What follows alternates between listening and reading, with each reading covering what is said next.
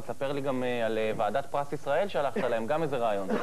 פרס... אתה יכול בישיבה אותו כסף. איך זה נקרא? נו, פרס ישראל, כן. ביקשתי שייתנו פרס... הרצל אמר לשבת, נו.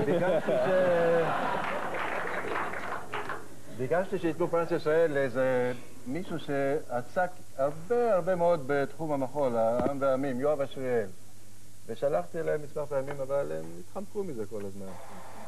תמיד טענו שיש איזה מישהו אחר ולא הזמן עכשיו וכן הזמן עכשיו. ומה היה הרעיון עם הגלויות שנתת? גלויות לשר התיירות, ביקשתי ממנו זה על קצה המזלג הרעיונות האלה, באמת.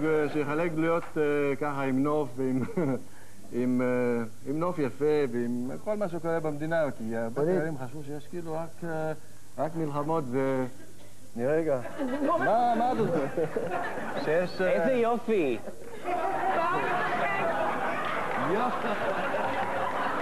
טוב, זה ממש מדרדר. זינג'אנה! לפני שזה...